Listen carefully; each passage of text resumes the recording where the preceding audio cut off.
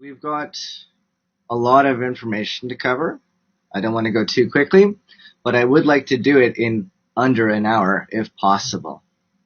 The best way to follow along with these lessons is to join the study group, the WeChat study group.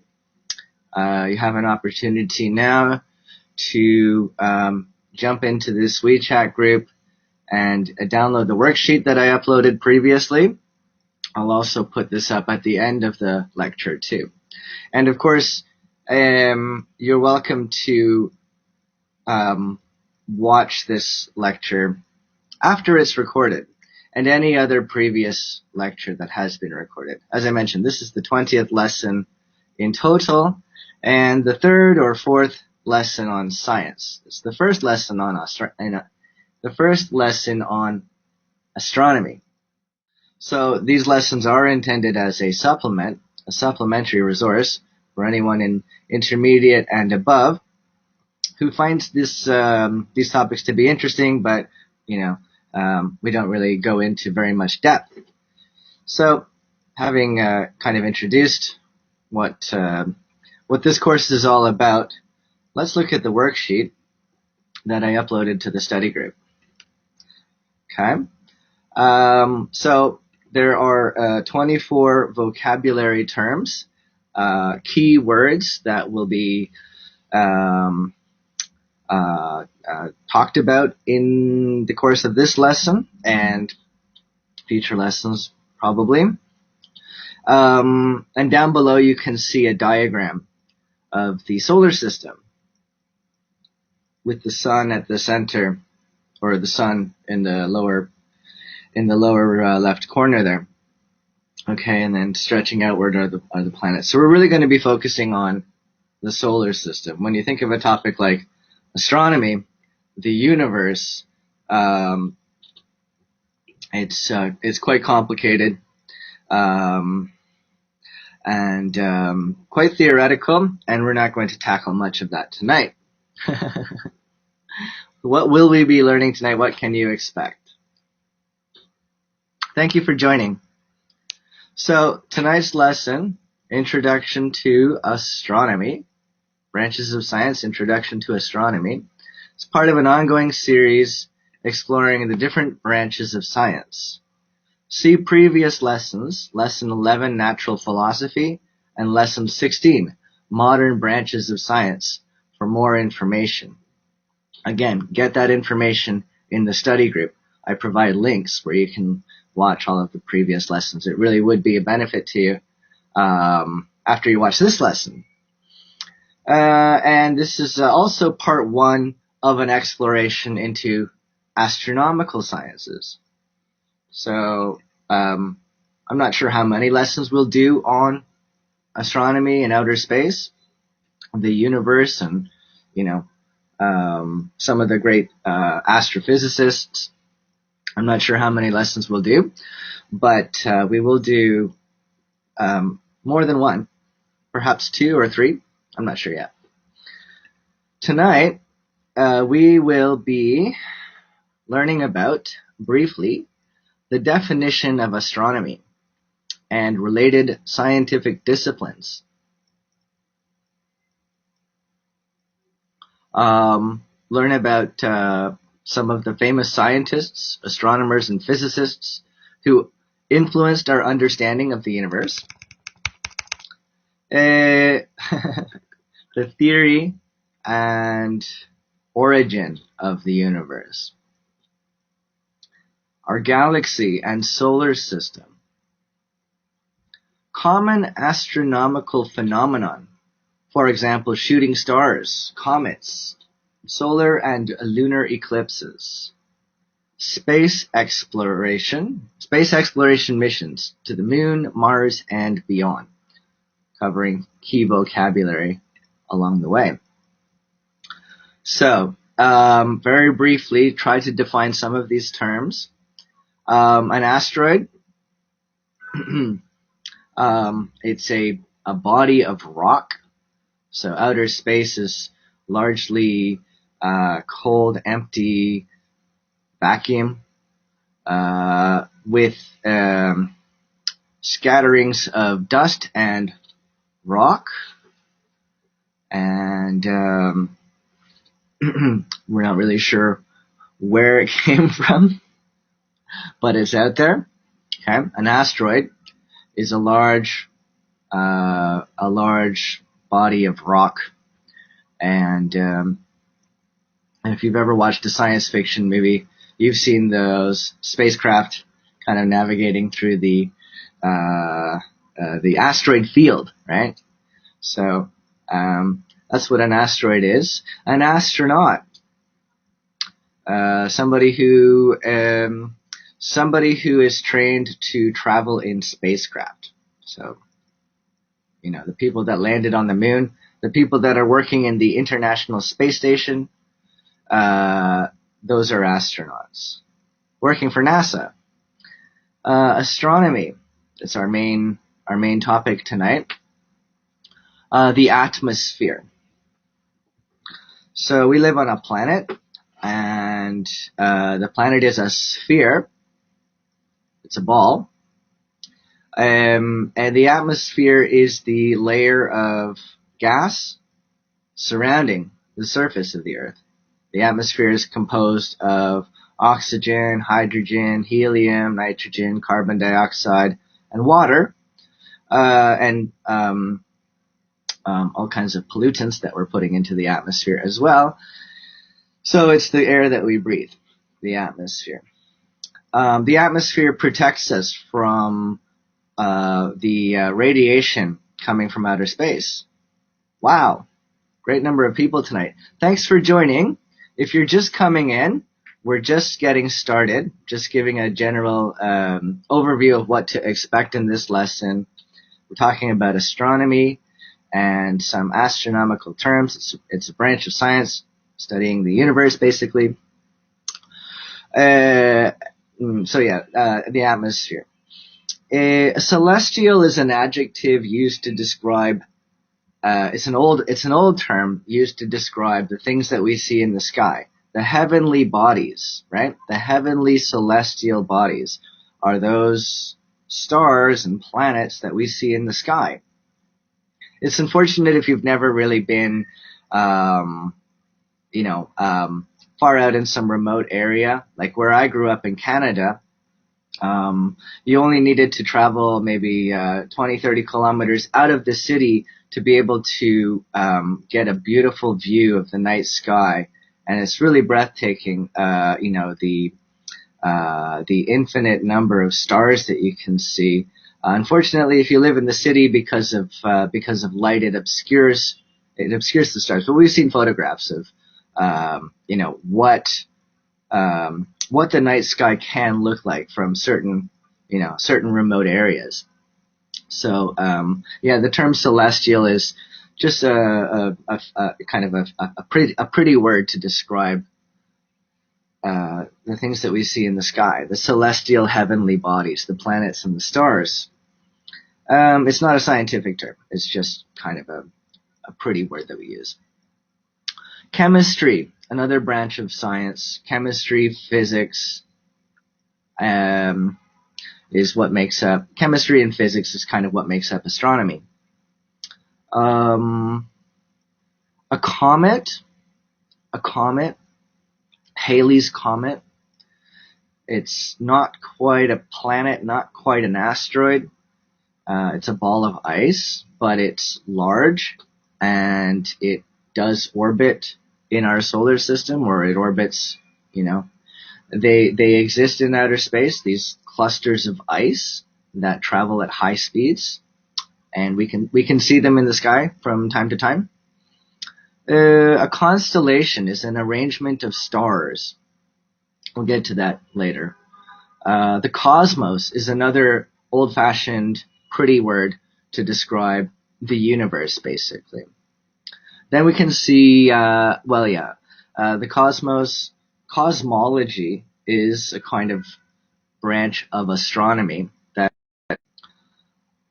of understanding the universe. I'm still here. So the cosmos is another word for the universe, or the outer space, the mystery of space. I'm still here. I hope you're still here. If you have any if you have any issues, technical issues, be sure to let me know in the chat. Okay, I'll watch the chat if there are any issues. But I think everyone's here. Still, an eclipse. An eclipse is an astronomical phenomenon. We'll get to that later. Galaxy, the Milky Way galaxy. So we live on a planet in a solar system as part of a larger system of stars. Like we live in a planetary system orbiting around a central star. We call it the sun. And then you have all of these solar systems or stars orbiting each other in a larger celestial body, basically, a galaxy. And so, we live in a galaxy, and there are, an infinite number of galaxies. Gravity. I'm not going to talk a lot about gravity tonight. I think it's really interesting, though. Gravity is the term we use to describe the force that holds objects together, basically. We'll talk about gravity in a physics lesson or in a future astronomy lesson. I just wanted to drop that in there. Everybody understands that gravity is the force that keeps our moon orbiting the Earth and the Earth orbiting the sun, right? That's what keeps us on the planet. When you leave the Earth's atmosphere, there's less gravity. When you're on the moon, there's less gravity. If you're on a larger planet, there's more gravity. If you're closer to the sun, I believe there's more gravity. If you're further away from the sun, there's less gravity. So that's an interesting astronomical or like astrophysical physical phenomenon, I guess. I'm no expert in any of this, but together we can try to learn some of these terms. Interstellar. So a star, stellar is an adjective for a star, basically. Interstellar means between stars. We have some satellites that have left the solar system and now they are like on an interstellar mission. There's a movie called Interstellar about an astronaut who goes off to another galaxy, basically. A meteorite. A meteorite. We talked about an asteroid. A meteorite is a little rock from space that hits the Earth. Mission. A mission, an astronomical mission, like the mission to Mars. I think there's another Hollywood movie that came out recently. Orbit, to travel around the sun. Physics, planet, rocket, satellite, solar system, telescope, theory, and universe. So, try to translate these words, and we will cover these words in greater detail as we go along. So, everything seems fine. Let's continue. What is astronomy? Astronomy studies the universe beyond Earth, including its formation, the formation of the Earth, the formation of the universe, the formation of the solar system, and development and the evolution of the universe. Astronomy also includes physics, chemistry, meteorology, it's a really difficult word to say, and motion of celestial objects, such as galaxies and planets, and astronomical phenomena such as supernova explosions, pulsars, and black holes. So celestial objects, stars and planets, and asteroids, and you could say even galaxies, I guess, and phenomena, things that happen, like black holes and explosions, comet showers.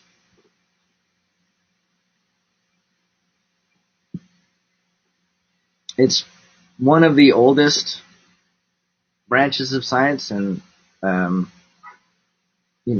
it's the branch of science that we probably know the least about. Astronomy uses mathematics,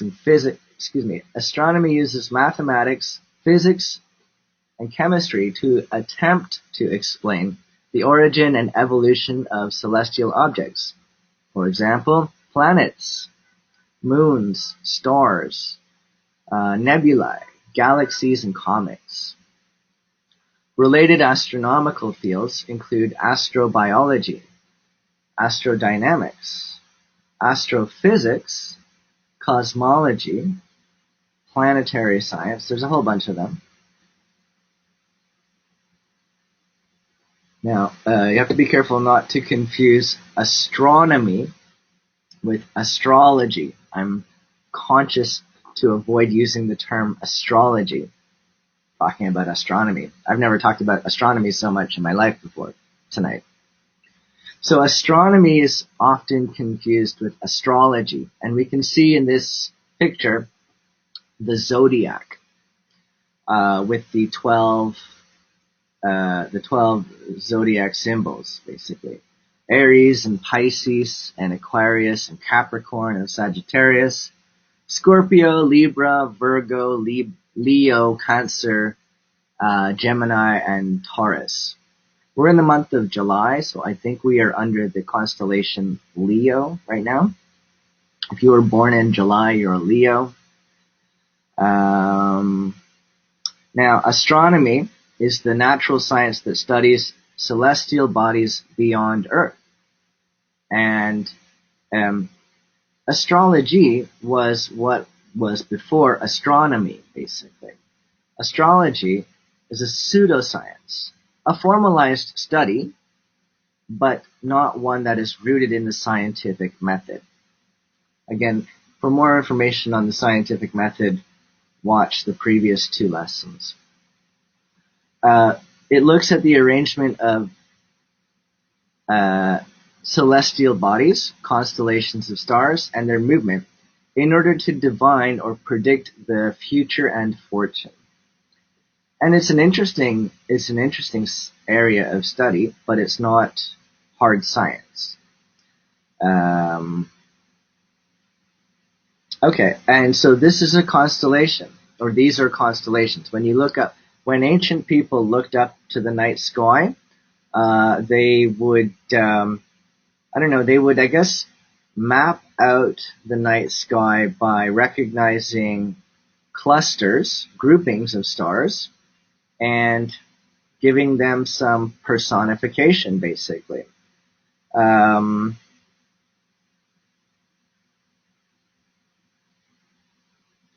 So these sort of clusters of stars making geometric shapes have some symbolic value.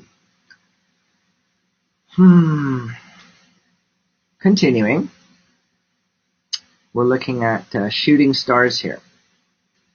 Shooting stars. So the definition of a meteor. A meteor is a small body of matter from outer space that enters the atmosphere, becoming incandescent. Basically, as I mentioned, the outer space is littered with debris, rock, and dust. And they're just flying through space, and when they come into contact with the Earth's atmosphere, the friction caused by the speed that the meteor is traveling causes friction, which literally causes the meteor to burn up and dissolve, which creates this fiery light show. Therefore, we can watch these beautiful meteor showers from time to time. Call them shooting stars. A meteorite is that piece of rock or metal that has fallen to the Earth's surface. When we look at the surface of the moon, and all of the other planets, terrestrial planets, you can see all of those little holes, craters. Those are formed from meteorite impact, basically. A comet, this is a photograph of a comet here, consists of ice. So a meteor is rock, and a comet is ice. It leaves a trail of light, basically. Halley's Comet is the famous comet that we can see. I'm not sure how often. It's very rare, perhaps every 30 years or something. All right, so here's a little model of our solar system with the sun at the center. It's not a detailed model. What we are looking at is the asteroid belt. So that ring of debris, that's the asteroid belt between the inner and outer parts of the solar system. What is an asteroid? It's a very large rocky body.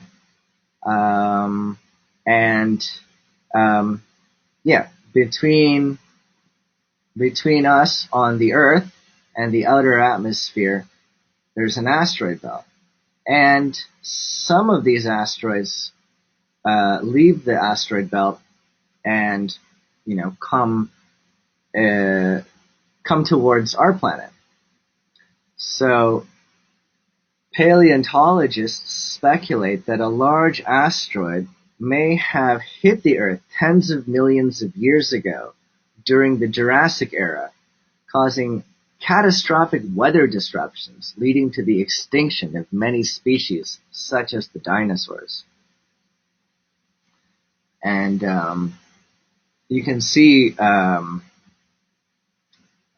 there's a place, I believe it's in Australia, I think it's in Australia, where there's a very large crater where paleontologists speculate that is the spot where the asteroid may have hit. Eventually, we'll look at archaeology and paleontology, and we can look at the theory of how the Ice Age and the extinction of the dinosaurs came to be. But the best theory we have is one of these asteroids hit the Earth, causing a devastating cloud of debris, dust, which basically changed all of the weather patterns.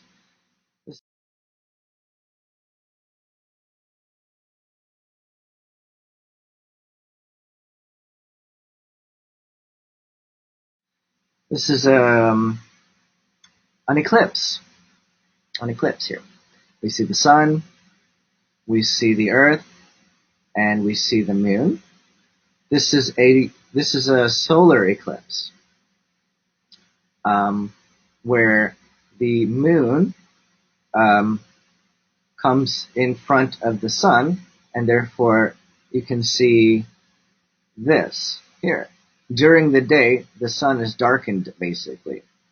So an eclipse is an obscuring of light, darkening of the light from one celestial body by the passage of another. And you can have different kinds of eclipses, like you can have you can have Mars or Venus eclipsing the sun as well, not just the moon. So a solar eclipse is one in which the sun is obscured by the moon or another planet. And a lunar eclipse, where the Earth, the shadow cast by the Earth from the sun,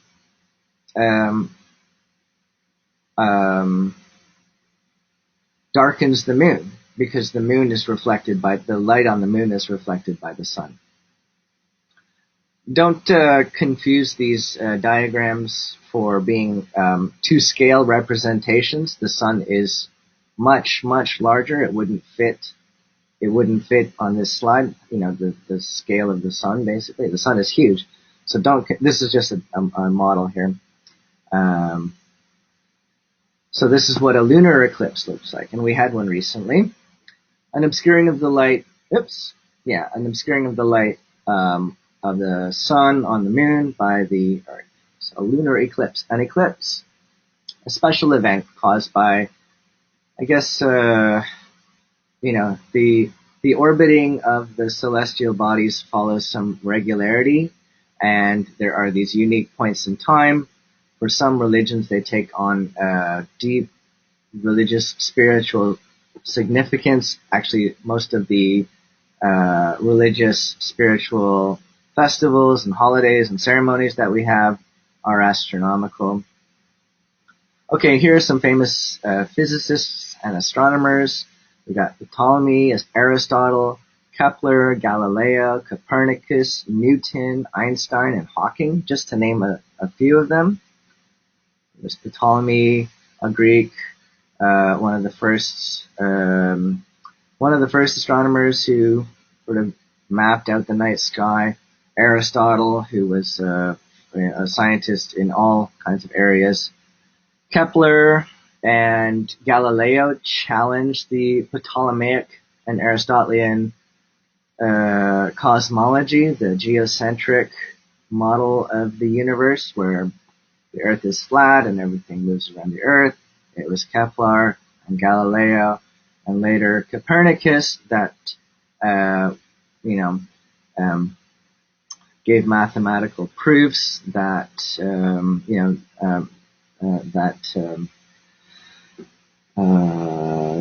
the Earth and all the other planets were part of a more complex system. And since Newton, we have the astrophysicists like Albert Einstein and Stephen Hawking. So, modern astronomy, modern day astronomy. What do astronomers do? Well, they observe. Observational astronomy focuses on acquiring data from observations taken through the use of telescopes. So they're just out there watching stars. Obviously, they wouldn't be using some telescope like that. Modern day telescopes come in many varieties, including X-ray, radio, infrared, and ultraviolet. The Hubble Telescope, launched in 1990, orbiting, in the upper atmosphere, is the world's most powerful telescope. It is able to capture high-resolution photographs of distant stars and other astronomical objects. And so when we do come back to astronomy in 4 weeks' time, we'll probably look at the Hubble Telescope and how it is able to capture these types of photographs. Theoretical astronomy takes data collected from observation and applies principles of mathematics and physics in order to come up with mathematical and computer models. So mathematics and physics is how astronomers are able to come up with their cosmological theories about, what is holding the universe together and what is happening to the universe. Okay? So, there are maybe a few theories, and even in the Big Bang Theory came about in the early 1900s, and modern day astronomers are kind of challenging this theory. But it's helped us so far in understanding quite a bit about how the universe works. If we don't know what caused the universe to begin, if it had a beginning, at least the Big Bang Theory has helped us to understand a little bit about how the universe works. So this is an interesting diagram. Basically, going from left to right, we have the beginning of time, the beginning of the universe as a single point, and then expanding outwards in time, the universe gets larger in time. The universe grows larger and larger and larger. And as the universe grows larger, these astronomical bodies become more diffuse, I suppose. We'll have to look at the Big Bang in the next astronomy lesson. So cosmology And of course, if you have any comments, please do send them to me in the chat on this topic here. Cosmology is a branch of astronomy that attempts to study the universe as a whole. So, what astronomers typically do is look at a certain very, very small section of the universe or the night sky, and they just watch that and wait for something to happen, basically. And cosmologists, people like Albert Einstein and Stephen Hawking, try to come up with a grand unified theory. Our current model of understanding of nature and of the nature of our universe is the Big Bang theory, which was formulated in the early 1900s. So I think we're due for some revision. Our understanding of the universe has evolved, and there are some questions as to what came before the Big Bang, for example. Astronomers believe our universe could be as old as 13.8 billion years if the hypothesis is correct. Do you believe the Big Bang? Let me know in the comments. This is gravity. Physics, the force that attracts a body towards the center or towards any other physical body having mass. That's all I have to say about that. Now, this is the Milky Way galaxy. Isn't it beautiful? The Milky Way galaxy. It's interesting that the Chinese have a very similar term describing what it looks like in the sky. The clusters of stars making a kind of a trail because the galaxy is tilted a little bit and a little bit narrow, I suppose, makes it look like there's a river, a white river or a river of milk in the sky. Hi, Lily. The solar system is a collection of planets and other smaller bodies like moons and asteroids and comets revolving or orbiting around a star. The galaxy is a system of millions or even billions of stars and dust held together by gravitational attraction. So we live in a solar system as part of the Milky Way galaxy. Our solar system is believed to be 4.5 billion years old. Our galaxy probably older. Astronomers believe that the Milky Way galaxy has as many as 500 other solar systems, planetary systems. 15% may have planetary systems, larger celestial bodies. So as beautiful as space looks, unfortunately it's quite boring. Earth is one of the more interesting places to be in outer space, in the universe, let's say. A lot of it is just dust and rock and ice and nothing. Nothing like you would expect in the movies and TV shows and comics and cartoons and so on. We live on a planet in a solar system. We name our star the sun.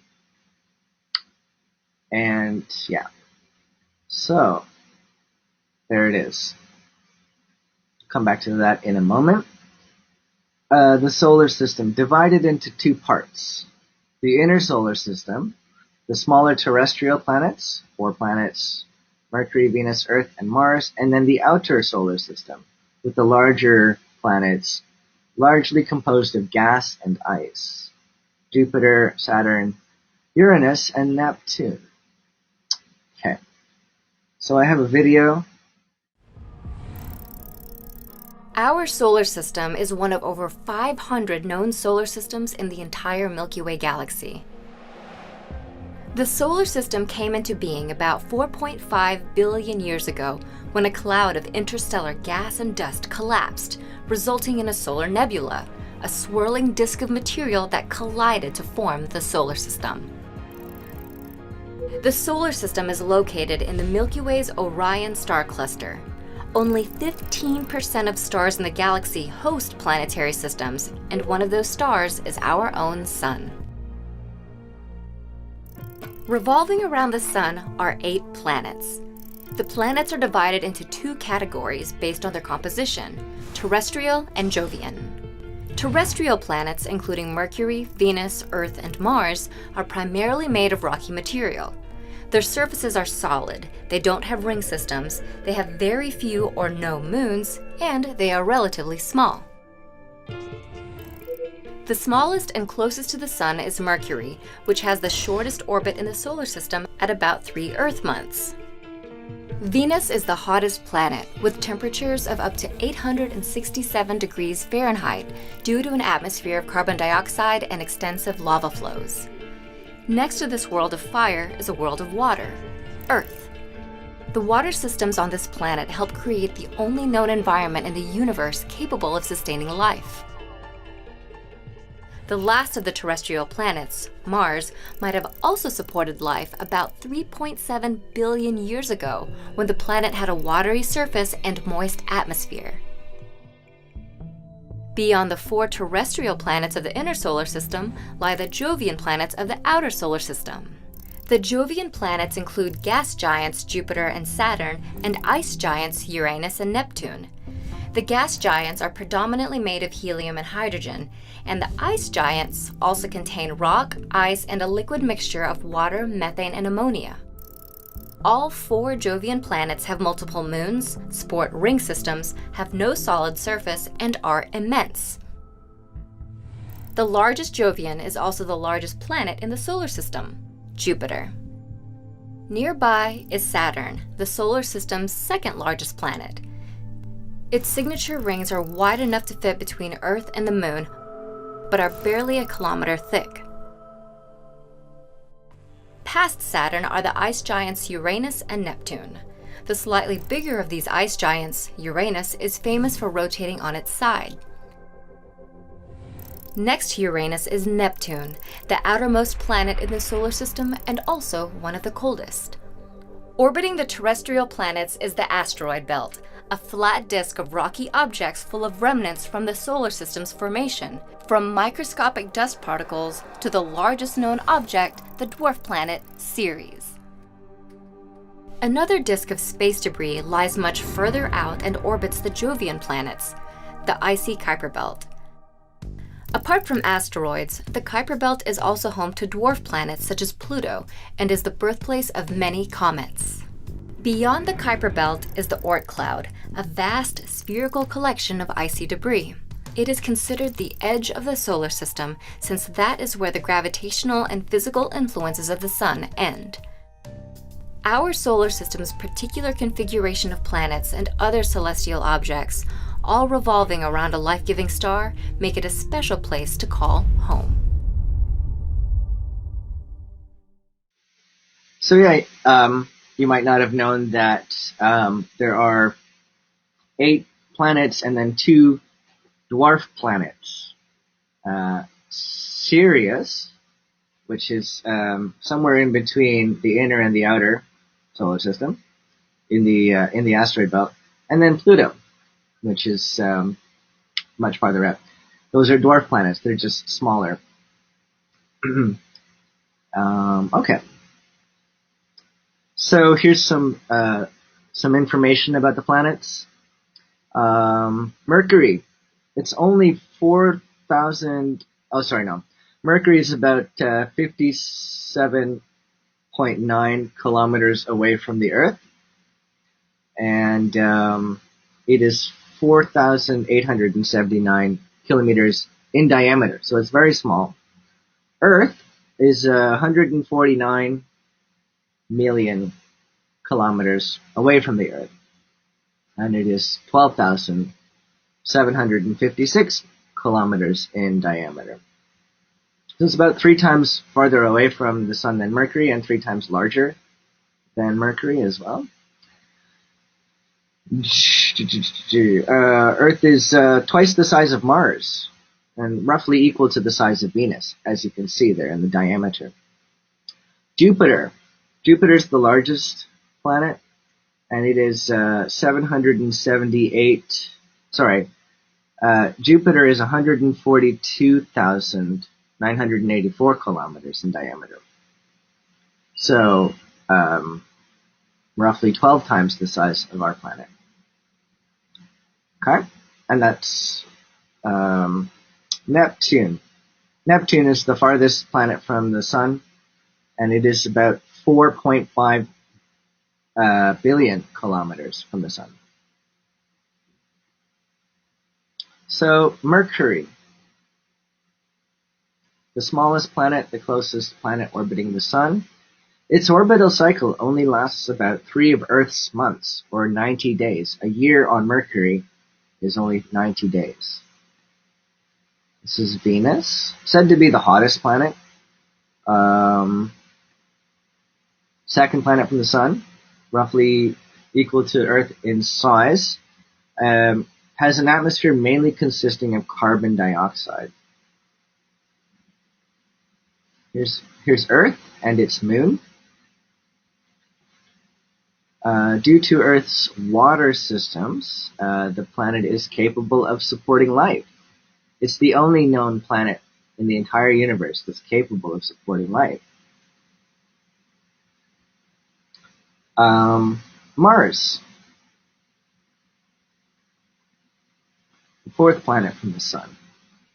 Astronomers believe Mars was a watery planet, similar to Earth, that could have potentially supported life about 3.7 billion years ago. And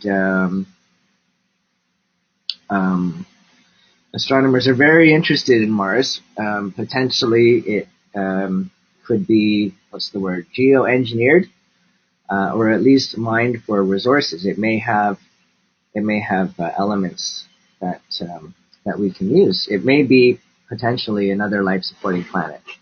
Probably won't see that in this lifetime, but this is one of those big missions that NASA is currently engaged in.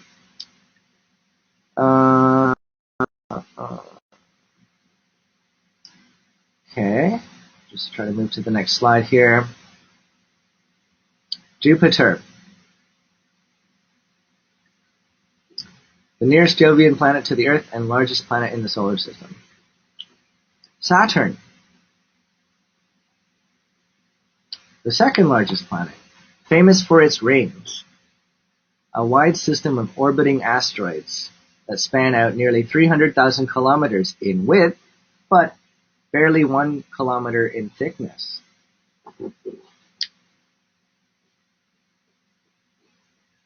Uranus, a planet of ice, famous for its sideways rotation. All of the other planets sort of are horizontal in their rotation. Uranus is doing something different. It has a very thin and narrow ring system. By the way, Jupiter and Saturn and Uranus and Neptune are all much larger than our planet, and for that reason they also have many more moons. Earth is Earth is probably the largest planet in the inner solar system. I'm not sure which is larger, Venus or Earth, but Earth has a moon, Venus doesn't. But all of these other planets have many moons, and they're much larger. I'll have this information as well posted to the study group if you'd like to get this as a future reference. Finally, Neptune, the outermost planet, a distance of about 4.5 billion kilometers from the Sun. The names of these planets come from the Greek, Roman, Olympian gods or demigods from ancient myth. So they were the ones that discovered the planets, and they named them after their gods, or they worshipped them as their gods. And so Mercury, being a fast-moving celestial body or planet, was considered to be a messenger god, always running around. Venus, maybe because of its interesting light that it emitted, was considered to be a goddess of love. Mars, a red planet, a god of war. Jupiter, the largest planet, therefore the king of the gods. Saturn is a different kind of a planet with its rings and its um, again, we'll be coming back to astronomy, and we'll be looking at these planets in greater detail, and maybe why the planets and the gods take on these characteristics. But Saturn is a very interesting planet. It has a lot of spiritual significance for the ancient peoples. Uranus was the god of the sky, and Neptune was the sea god. Okay, coming up to the end of the lesson here, and modern day space exploration. This is the International Space Station. What is an astronaut? Someone who is trained to travel in spacecraft. An astronomer or an astrophysicist or chemist or something, but trained to travel in space in a spacecraft. So they have to go through the rigorous physical training to be able to endure space travel and living in outer space. There are people like, what's his name? I can't remember his name right now. The famous astronaut who used to play the guitar from the International Space Station. I should have picked up one of his videos. He's a very charismatic, charismatic person now. One of the most famous astronauts. I just can't remember his name right now. But we have, if somebody can remember, please leave it in the chat. Singing David Bowie's Space Odyssey.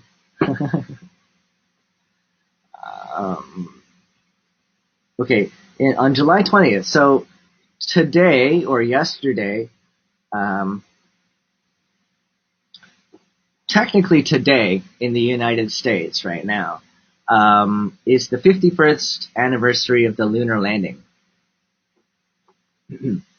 So on July 20th, 1969, NASA, standing for the North American Space Agency astronauts Neil Armstrong and Buzz Aldrin, broadcast their lunar landing video somewhere on the moon live to the rest of the world during the Apollo 11 mission, which was the first and only attempt ever made to put live astronauts there.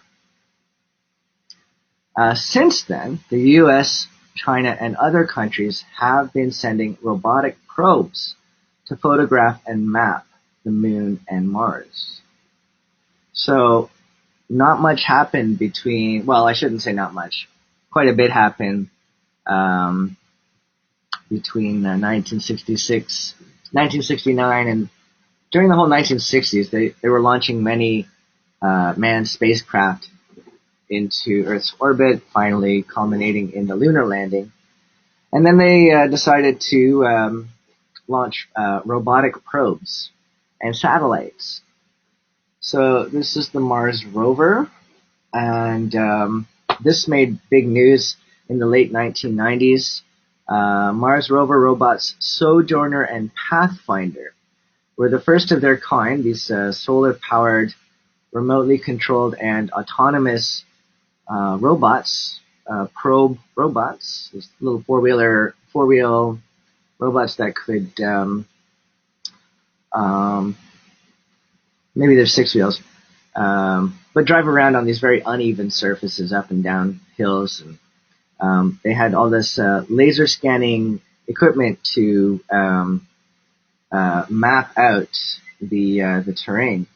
So through their laser scanning cameras, they were able to send back data that enabled scale replica computer models of the surface of Mars to be recreated.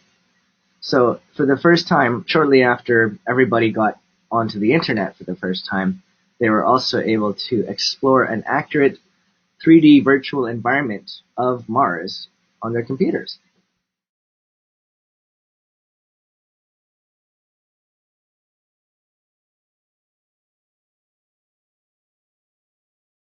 This is the Voyager. Voyager is a space probe program launched by NASA in 1977. And this is really mind-blowing stuff here. The two probes, Voyager 1 and Voyager 2, were launched at about the same time, and they traveled two different paths. Their mission was to gather photographs and data of the outer solar system planets. So we knew a lot about Mars and Venus and Mercury because they were nearby, but it was the Voyager that was able to visit the four outer solar system planets: Jupiter, Saturn, Neptune, or Uranus and Neptune. Even more surprisingly, Voyager 2 left the solar system. It traveled quite quickly. Launched in 1977, it only took like 12 years to leave the entire solar system. And it has been operating up until this day. It has been operating for 42 years and is still transmitting astronomical data back to scientists. However, its lifespan may be coming to an end soon. We have one more video, okay? Voyager 2 was the first of two twin spacecrafts launched by NASA in 1977. Both spacecrafts were designed to explore the solar system's outer planets, using a technique known as a gravity assist to travel from one planet to the next during a rare alignment that only occurs once every 175 years. Voyager 1 was launched 16 days later than its twin on a faster trajectory, completing its flyby of Jupiter and Saturn in November 1980. While Voyager 2 was set on a slightly different path that would also take it past Jupiter and Saturn, but then onto Uranus and Neptune, where it captured the first and currently only close-up images of the distant gas giants. Voyager 2 arrived at Jupiter in July 1979, 4 months after its twin and nearly 2 years after it was launched from NASA's Kennedy Space Center. The camera on board the spacecraft, much like Voyager 1, captured many incredible photographs of our solar system's largest planet.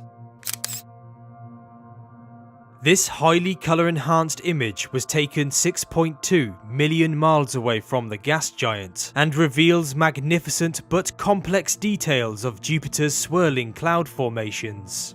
An unusual brown squashed oval shape that was possibly a long-lived hole in the upper cloud layers can be seen at the top of the image, while white wispy clouds are visible at the bottom. For a second time that year, scientists achieved a close-up view of Jupiter's famous anticyclone, the Great Red Spot. The Great Red Spot can be seen at the top of the image, while a smaller but still powerful white storm rotates just below it. The famous red spot at this point was nearly twice the size that it is now, suggesting that the solar system's largest storm is possibly fading away. Voyager 2 also captured many photographs of Jupiter's mysterious satellites, such as the spectacular icy moon Europa. This photograph was taken 140,000 miles away and reveals cracks crisscrossing through the moon's thick icy crust that is concealing a deep liquid water ocean. Europa's surface also seems to be smooth in appearance, with a lack of obvious craters suggesting that its crust is young and possibly warm a few miles below its exterior.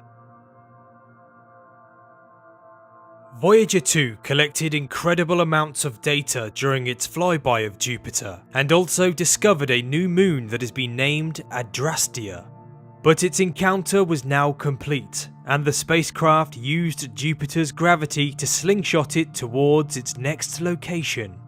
Just over 2 years later, on the 25th of August 1981, Voyager 2 arrived at the ringed world, Saturn.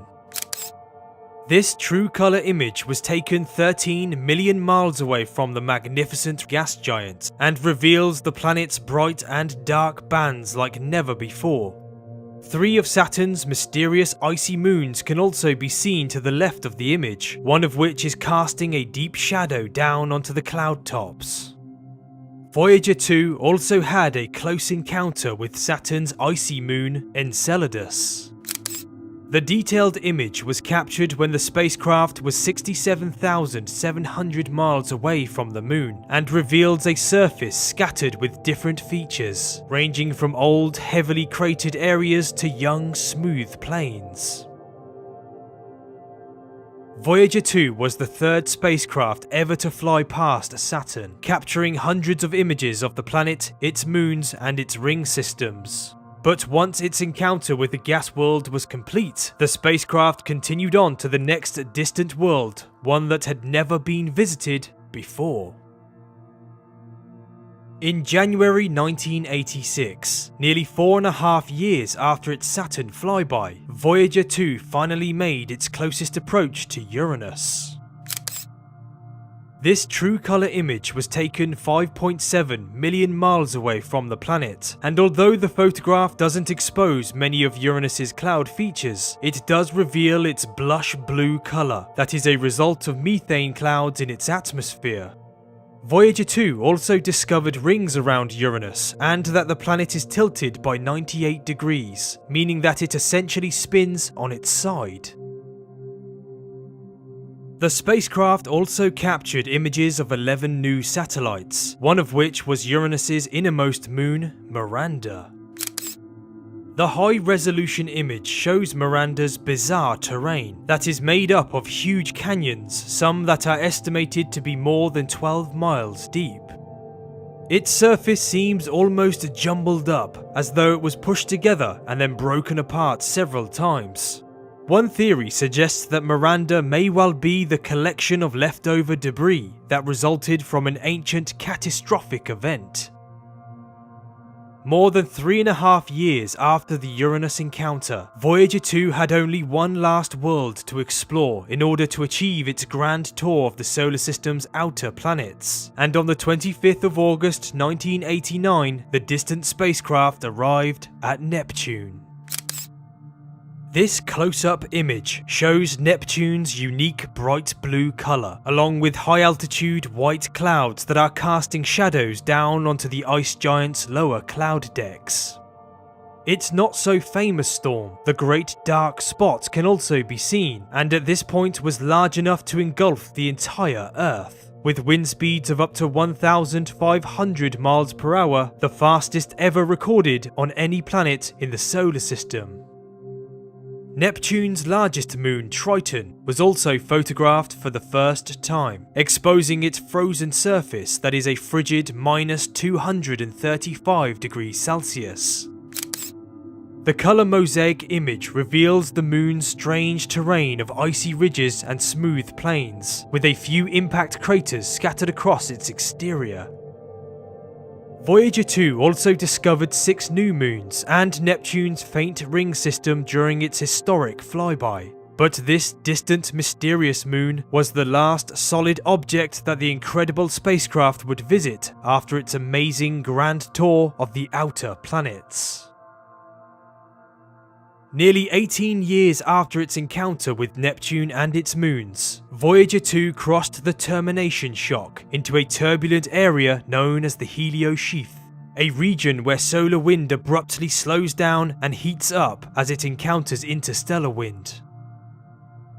Then, 11 years later, on the 5th of November 2018, Voyager 2 finally became the second human-made object to reach interstellar space. The spacecraft is expected to continue operating at least one instrument up until 2025. Then, it will slowly shut down, becoming unable to communicate with Earth. In around 40,000 years from now, Voyager 2 will come within 1.7 light-years of a distant star named Ross 248 in the constellation of Andromeda, where it will continue to drift through the darkness of space as a reminder of an ancient civilization that dared to explore their solar system and beyond. And what's interesting as well about the Voyager is that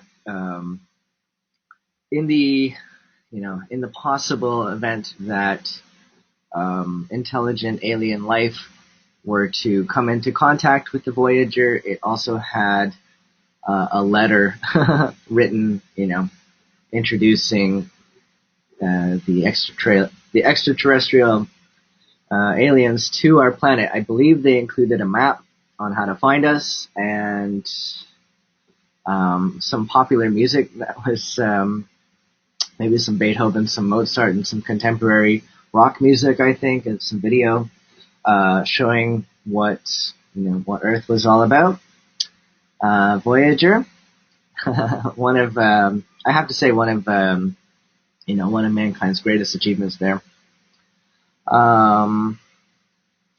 So that's really it for tonight. It's we're up to the end of the hour, so we have more to talk about in terms of astronomy, but that will be saved for a future lesson.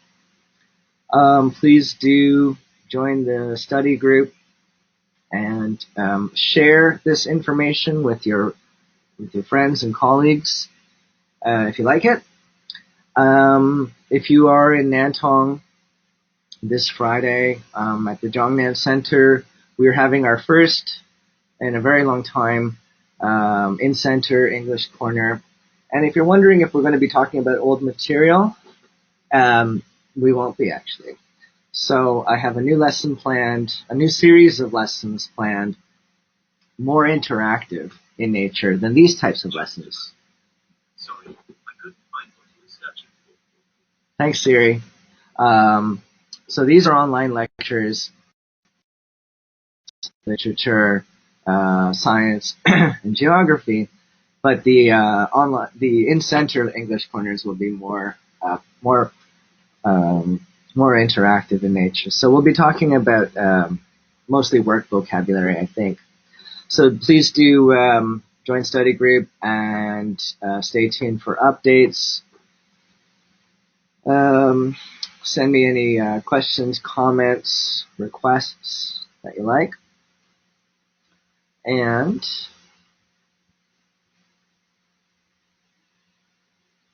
yeah, so to sum up,